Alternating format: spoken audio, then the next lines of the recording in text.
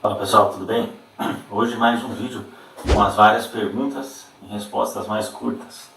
Temas variados, várias questões a respeito de futebol e outras questões a respeito de temas diversos, música, outros esportes, enfim. Então vamos lá.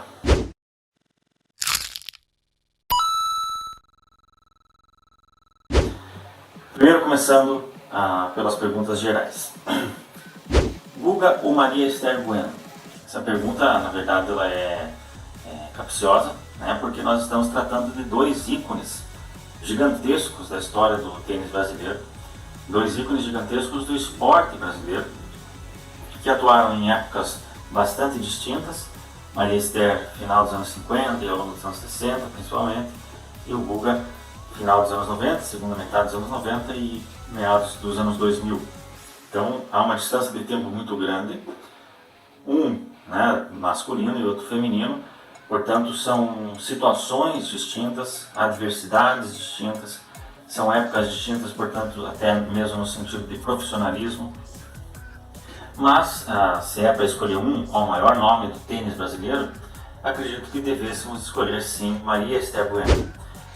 Não apenas por ela ter um número de conquistas superior ao do Gustavo Kirten, por ela ter conquistado os Grand Slams em diferentes pisos, em diferentes Grand Slams, enfim, também sucesso nas duplas maior do que o Guga obteria nas duplas, por ela ter representado sim um período de um auge do esporte brasileiro de uma forma geral. Você tinha ali o bicampeonato mundial de futebol, 58 e 62, o Santos na parte dos clubes, o basquete masculino brasileiro também obtendo grandes feitos, no atletismo, feitos importantes, alguns dos quais já mencionei aqui no canal, enfim.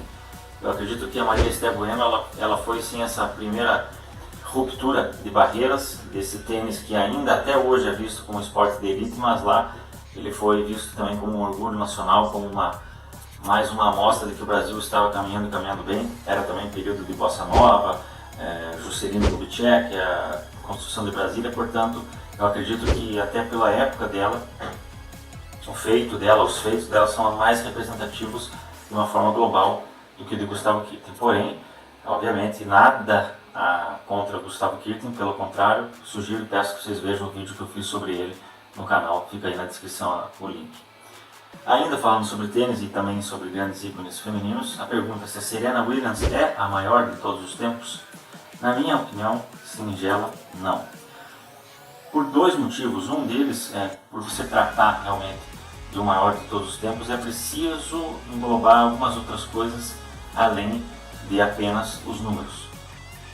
Não estou falando apenas no sentido de que a Serena é menos representativa para o tênis historicamente do que algumas outras, né? Eu colocaria não apenas esta qual eu vou falar, mas algumas outras como mais valorosas para o tênis. Eu falo aqui obviamente de atitudes péssimas as quais a Serena Williams teve, todos nós devemos lembrar aí recentemente de coisas as quais ela praticou, especialmente no US Open, mas isso não foi um fato isolado, é um fato recorrente na carreira dela, e ela tenta justificar isso ou entender isso com a luz da militância, né, do feminismo, até questões de racismo e de machismo. Então ela tenta justificar o fato de ela ter sido punida e criticada, e, enfim, por atitudes deploráveis que ela teve, inclusive ameaças de morte a uma juíza de linha que é imigrante. Portanto, aí você quebra o argumento dela.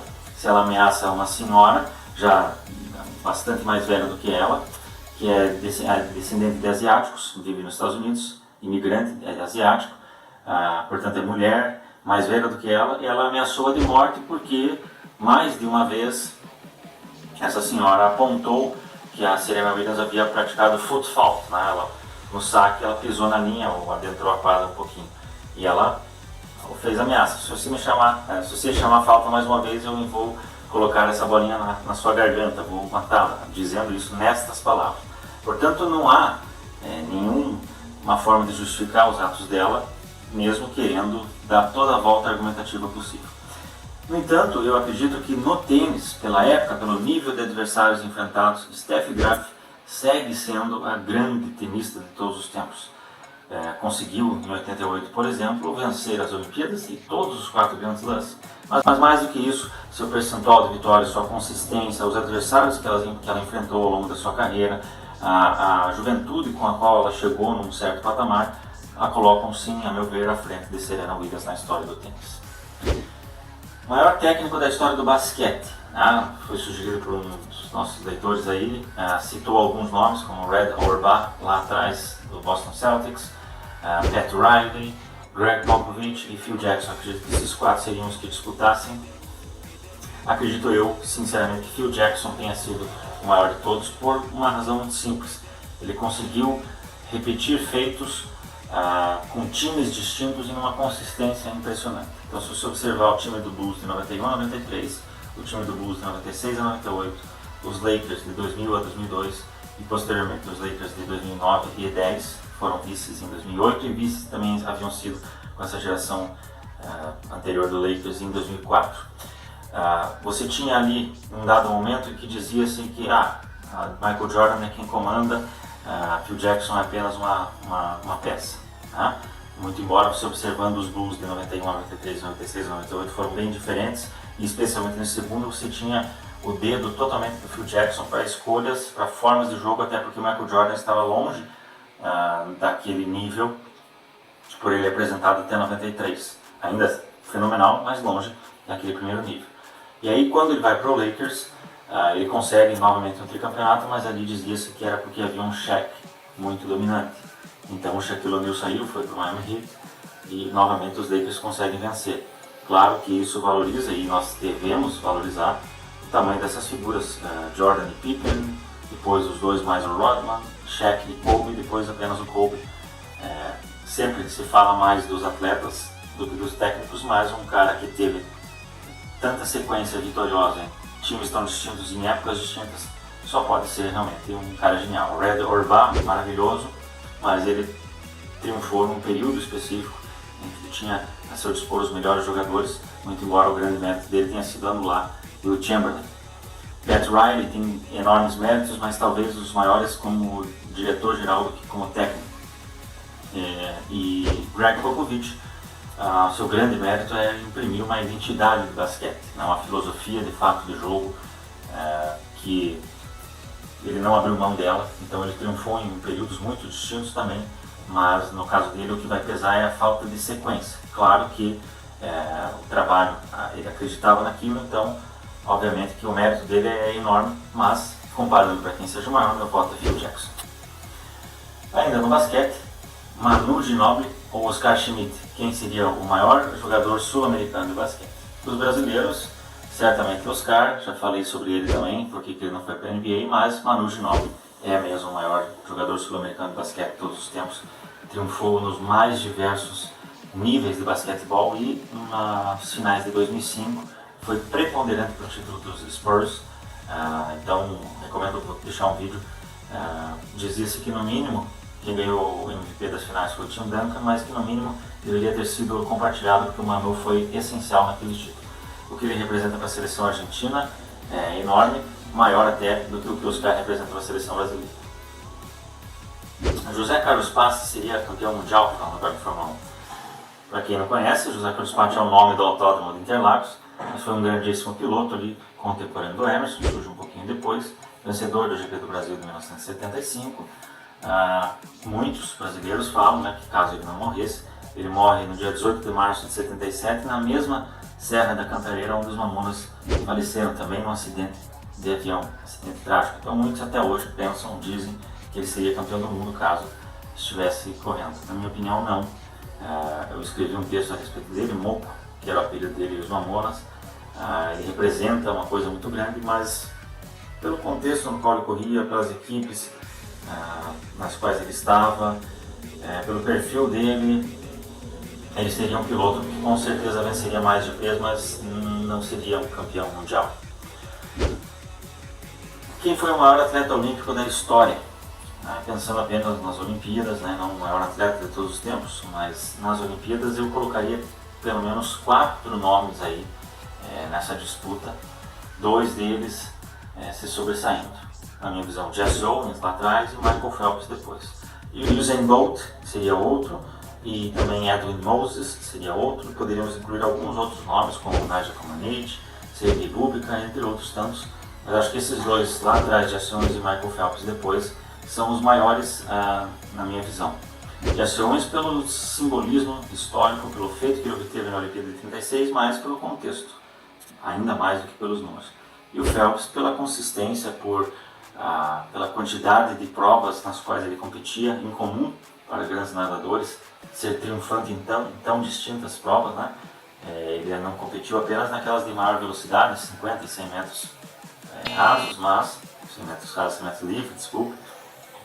Ele não competia nessas, mas ele triunfava em tantas outras. E a forma como ele retorna depois aqui para o Rio de Janeiro e vence, eu acredito que ele sim seja o maior de todos os tempos. E na minha visão, os top 5 atletas de todos os tempos, em quaisquer esportes, em quaisquer épocas. Né? O melhor álbum de estreia da música, estou aqui com a camisa do Joy Division, seria um dos grandes álbuns de estreia também de todos os tempos. Foram apenas 2 discos da banda, né? Mas é marcante, influenciou todos os anos 80, uma série de bandas e estilos que vieram depois se baseiam neles, mas não os colocaria como esse. O Led Zeppelin, um dos principais, também a quebra de ruptura de estilo e de formato que eles imprimiram. O Oasis, já falei sobre isso, o disco deles é considerado um dos maiores de estreia de todos os tempos, mas eu deixaria 2 para essa disputa final, os Sex Pistols, Nevermind the Bollocks, e o Guns N' Roses, Appetite for Destruction. O do Sex Pistols, por tudo que representou, aquela quebra de mercado, o que o punk viria a representar a partir deles depois, e o Guns, por ter uma quantidade de músicas ali e também a forma como eles quebraram o mercado, digamos assim, na época. Então meu voto iria por Guns, porque basicamente o que eles fizeram ali está entre as maiores canções deles, talvez o melhor disco deles em todos os tempos. É uma banda que não teve também muitos discos em quantidade, mas o que foi feito ali já logo de cara os colocou no patamar que eles se encontram hoje, devido a esse primeiro disco deles, Appetite for Destruction.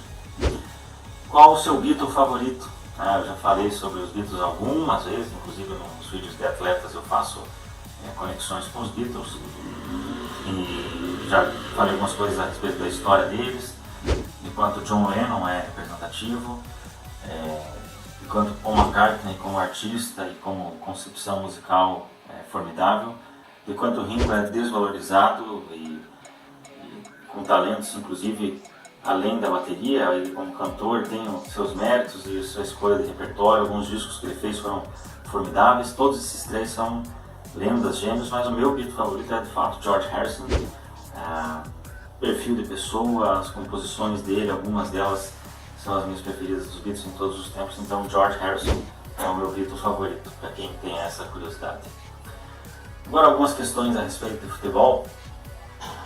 Flamengo versus Galo 81, jogo pela Libertadores, maior roubo da história do futebol, na visão de muitos torcedores do Atlético Mineiro. É um jogo que você facilmente encontra no YouTube a respeito dele. Até hoje o Zé Roberto Wright é questionado e tudo mais. Então, a minha visão sobre aquela situação, primeiro que é importante lembrar que jogo que era aquele, né? Temos aquele mito brasileiro que eu já desfiz num vídeo, de que antigamente os times não davam bola para a Libertadores, e justamente esse jogo acontece numa Libertadores da América. E que estágio, o que representava aquele jogo? Naquela época nós tínhamos por grupos, né, e apenas o primeiro colocado de cada grupo que se classificava iam para 2 novos grupos, que seria o equivalente a uma semifinal, entre eles jogos de ida e volta dos vencedores de cada grupo, e os vencedores finais fariam a final. Esse jogo Flamengo-Atlético Mineiro ele é um jogo de desempate deste grupo, então eles terminaram com os mesmos pontos, enfim, todos os critérios naturais para decidir o primeiro colocado do grupo, eles empataram e tiveram esse jogo extra. Esse jogo extra acontece lá no Serra Dourada, em Goiás, e o que acontece basicamente é que o Zé Roberto Wright acaba expulsando, são todos 5 jogadores do Galo, e o jogo é encerrado e o Flamengo é dado como vitorioso por conta disso. Podemos questionar que houve algum rigor excessivo ali? É possível, sim. Você olhando os lances, você diria que não era para expulsão aqui e ali. Mas o que havia era uma tensão iniciada no Campeonato Brasileiro de 80, no qual o Flamengo é campeão sobre o Atlético Mineiro, portanto, e por essa razão eles fizeram parte da Libertadores de 81. Já nos primeiros 2 jogos do grupo, uma vitória de cada lado, também houve muitas situações semelhantes, com expulsões inclusive, e para este jogo o Zé Roberto Wright entra dizendo que se começassem de violência ele ia cortar já na carne, já teriam expulso. O primeiro que batesse de forma mais violenta seria expulso. E curiosamente é o Reinaldo, o grande jogador, referência técnica, quem comete a primeira falta para expulsão. Um carrinho absurdo no Zico por trás, né? Então é até um contrassenso que o Reinaldo tenha feito isso, mas é o que aconteceu. E na sequência você tem jogadores que desafiaram o juiz, desafiaram a sua palavra nesse sentido. Um jogador chega a trombar com o juiz, depois é cera, provocação, enfim. Então, na minha opinião, não dá para querer dizer que seja roubo, apenas mais um chororô dos torcedores do Atlético Mineiro, que é exemplo do Internacional com o Corinthians em 2005. Então é muito semelhante e não à toa esses 2 times não vencem no Campeonato Brasileiro há mais de 40 anos. Portanto, aqui sem clubismo nenhum, eu acho que esses 2 clubes têm essa semelhança de terem colocado esses 2 grandes rivais como culpados de alguma coisa, até hoje ficar lembrando essas histórias, comentando essa rivalidade, e por outro lado você vê o resultado em campo, ou a falta dele em campo. Pênalti é loteria, a frase famosa, minha opinião não. Pênalti tem a ver principalmente com preparo mental, tem a ver com experiência. Por exemplo, um exemplo bem simples de recente, o Corinthians contra aquele time Retrô.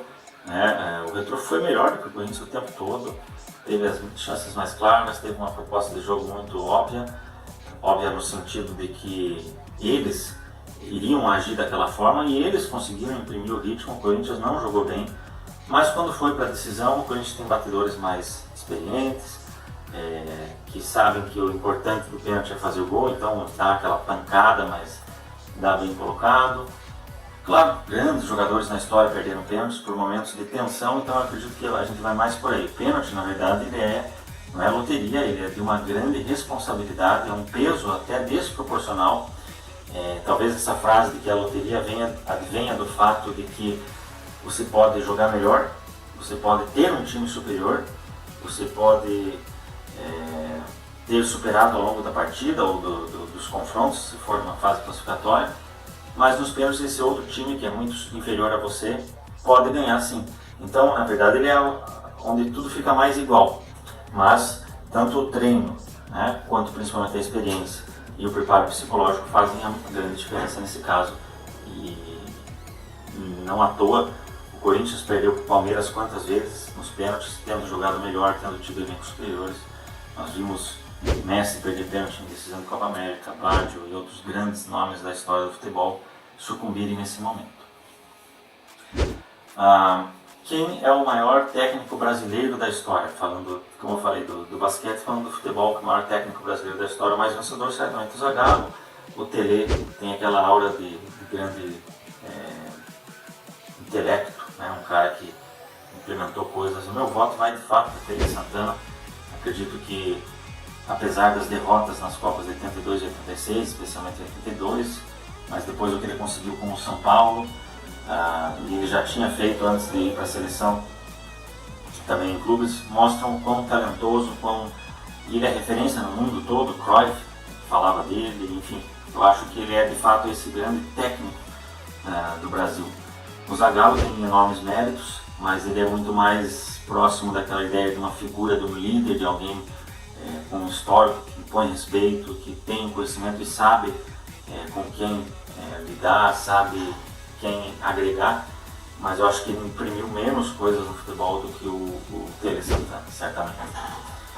Qual é o uniforme mais bonito? Quando me perguntaram isso, disseram inclusive que eu não podia escolher do meu time de coração, acho justo. Tem alguns uniformes que eu acho maravilhosos, algumas combinações de cores. Eu acredito que o do Grêmio, a combinação de cor do Grêmio, e da mesma forma da Inter de Milão, é um pouco distinto, a disposição, o tom do azul também é distinto, mas para mim é o que mais encanta, esse azul com preto e o branco ali para dar uma quebrada. Gosto muito, por exemplo, dos uniformes mais antigos, do Bahia, do Cruzeiro, aquele que é todo azul, apenas com as estrelas. do Fluminense eu acho formidável também a combinação de cores, aquele uniforme mais clássico ali, anos 60, 70, acho um dos mais belos. Mas sinceramente o uniforme que eu acho mais bonito é o da Juventus da Moca.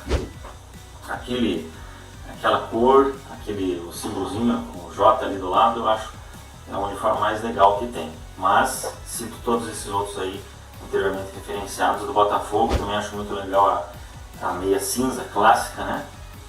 Aquele uniforme clássico.